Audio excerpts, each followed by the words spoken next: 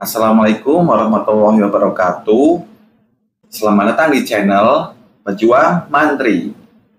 Baik, seperti biasa ya, di video kali ini kita akan bersama-sama belajar latihan bareng nih untuk mengerjakan soal latihan P3K Perawat. Dan jangan lupa teman-teman untuk like video ini dan juga subscribe ya teman-teman. Dan saya doakan semoga teman-teman yang udah subscribe, semoga bisa keterima P3K di tahun ini. Amin. Dan nanti apabila saya ada kesalahan dalam menjelaskan ataupun kesalahan dalam jawaban, teman-teman bisa mengkoreksinya ya di kolom komentar. Dan kita langsung masuk ke pertanyaan yang pertama. Seorang perawat sedang melakukan pemeriksaan pada pasien CKB dengan peningkatan tekanan intrakranial. Tanda vital manakah yang menunjukkan bahwa pasien mengalami peningkatan intrakranial? A. Penurunan suhu tubuh, peningkatan kecepatan nadi, penurunan kecepatan nafas, dan peningkatan tekanan darah. B. Peningkatan suhu tubuh, kecepatan nadi, irama nafas, dan peningkatan tekanan darah. C. Peningkatan suhu tubuh, kecepatan nadi, penurunan tekanan darah, dan irama nafas. D. Penurunan suhu tubuh, penurunan kecepatan nadi, irama nafas meningkat, tekanan darah menurun. Atau E. Peningkatan suhu tubuh, penurunan kecepatan nadi, irama nafas, dan peningkatan tekanan darah. Baik, jawabannya E ya teman-teman, yaitu peningkatan suhu tubuh, penurunan kecepatan nadi, irama nafas, dan peningkatan tekanan darah. Jadi jika ditemukan adanya peningkatan intrakranial, ini akan meningkatkan suhu tubuh ya. Ini akibat disfungsi hipotalamus. Selain itu, pada tekanan intrakranial juga akan menurunkan kecepatan nadi. Ini sebagai kompensasi karena tingginya tekanan darah. Dan CKB ini sendiri merupakan perlukaan pada kepala yang mengakibatkan terganggunya fungsi otak akibat pukulan atau sentakan keras pada kepala. Cedera kepala ini dapat meningkatkan tekanan intrakranial ya, yang biasanya ditandai dengan peningkatan suhu tubuh, penurunan kecepatan nadi, irama nafas, peningkatan tekanan darah, atau bahkan hingga penurunan kesadaran. Oke, kita lanjut ke pertanyaan selanjutnya. Pertanyaan kedua, seorang wanita berusia 45 tahun dirawat dengan keluhan nyeri pada ibu jari kaki kiri sejak 1 minggu disertai benjolan pada bagian yang nyeri sejak 5 bulan yang lalu. Pemeriksaan fisik ditemukan benjolan dengan diameter 3 cm. Pada hasil laboratoriumnya, kadar asam urat darah sebesar 7 mg per desiliter. Apakah diagnosis pasien tersebut? A. Osteoartritis, B. Gout arthritis, C. Sinovitis filonodul, D. Artritis rheumatoid, atau E. Artritis tuberkulosis. Jawabannya B ya teman-teman, yaitu gout arthritis. Baik, di sini kita analisa soalnya ya. Si ibu ini mengeluh nyeri pada ibu jari kaki kiri sejak 1 minggu yang lalu.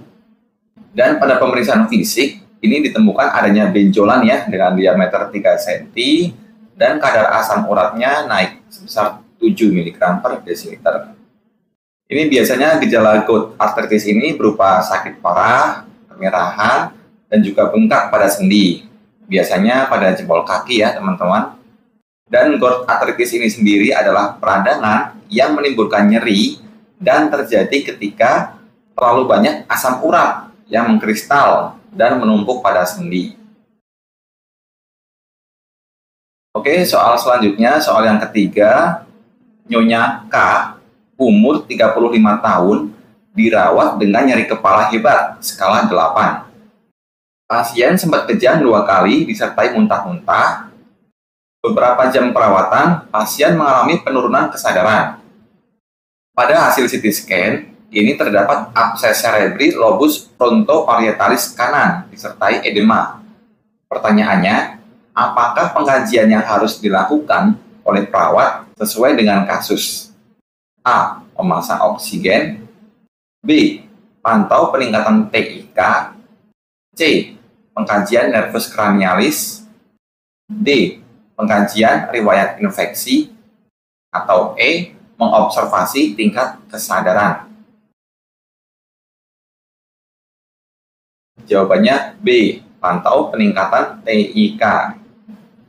Jadi pada pasien dengan penurunan kesadaran atau riwayat kejang perlu dilakukan pemantauan peningkatan TIK.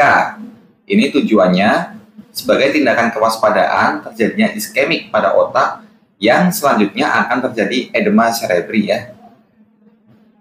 Dan pemantauan peningkatan TIK ini dapat dilihat dari TTP pasien dan juga perubahan pupil. Oke, soal yang keempat. Seorang laki-laki berusia 25 tahun baru saja dipindahkan dari UGD karena mengalami kecelakaan lalu lintas ke ruang perawatan neurologi. Pasien menjawab saat dipanggil namanya dan berkata bahwa ia sangat mengantuk dan pusing. Skor GCS-nya 12, terdapat luka di kepala yang telah ditutup dan tidak menunjukkan tanda perdarahan yang berlanjut. Pertanyaannya, apa implementasi keperawatan utama pada kasus tersebut? A. Meninggikan posisi kepala. B. Perawatan luka berkala. C. Membatasi gerakan pasien. D. Mengobservasi skor GCS. Atau E. Mengobservasi perdarahan. Oke, jawabannya A ya, yaitu meninggikan posisi kepala. Oke, kita analisa soalnya ya. Ini pasien pos kecelakaan dengan keluhan mengantuk dan pusing dan GCS-nya 12. Terus juga terdapat luka di kepala ya, tapi tidak menunjukkan tanda perdarahan yang berlanjut. Jadi ini kita bisa curiga kalau ini ada peningkatan TIK ya, karena pasien mengeluh ngantuk dan pusing. Jadi fokus utama kita sebagai perawat yaitu pada cedera kepala yang mengakibatkan munculnya gejala peningkatan TIK, maka meninggikan area kepala adalah pilihan yang tepat ya, karena bertujuan untuk menurunkan tekanan intrakranial atau TIK. Baik, soal yang selanjutnya. Seorang perempuan berusia 25 tahun dirawat di unit luka bakar karena mengalami luka bakar akibat tersiram air panas. Hasil pengkajian menunjukkan adanya luka bakar pada ekstremitas kiri dan kanan. Dengan kondisi luka, jaringan granulasi mulai terbentuk. Permukaan luka tampak kemerahan dan pinggir luka rapi. Tidak ada pus dan tidak terdapat jaringan nekrosis. Pertanyaannya, apakah fase penyembuhan luka tersebut? A. Inflamasi. B. Proliferasi. C. Maturasi. D. Epitelisasi. Atau E. Remodeling. Jadi jawabannya B ya teman-teman, yaitu proliferasi.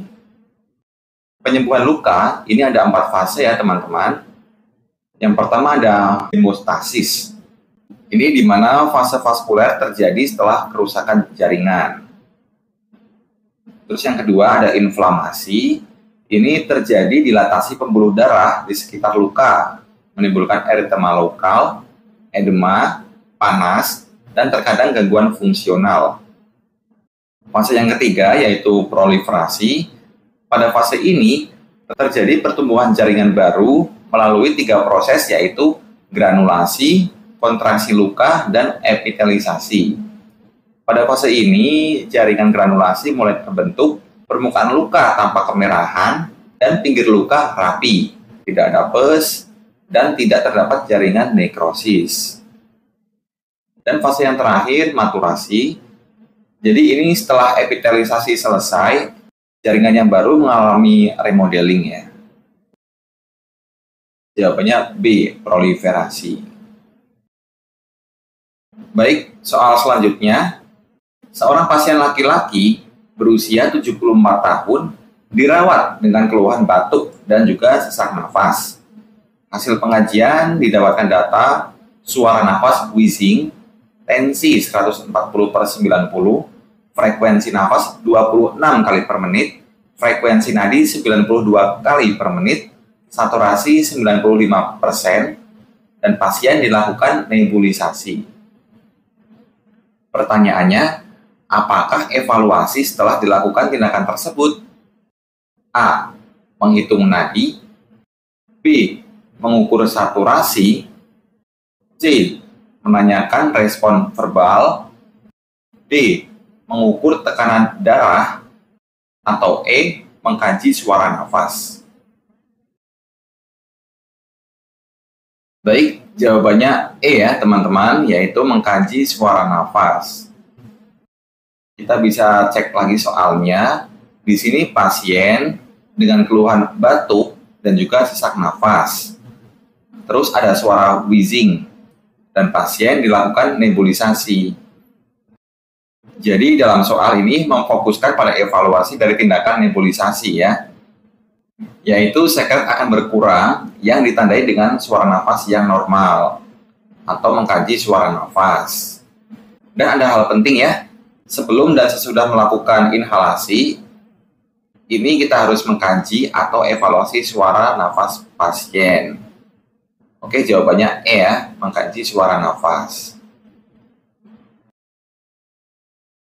Soal yang terakhir, seorang pria berusia 35 tahun dirawat di ruang penyakit dalam dengan keracunan baygon 2 jam yang lalu.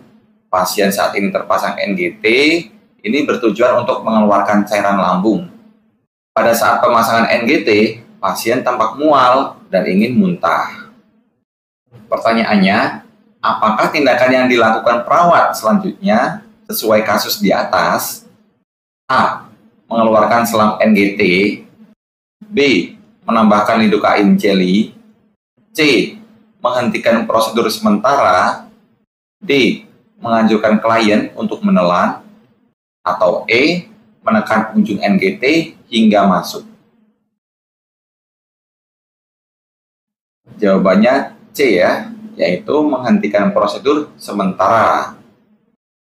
Jadi dalam hal ini perlu diperhatikan ya, jika pasien tiba-tiba mual atau ingin muntah ketika pemasangan NGT, agar prosedur itu dihentikan sementara. Ini agar tidak terjadi aspirasi ya.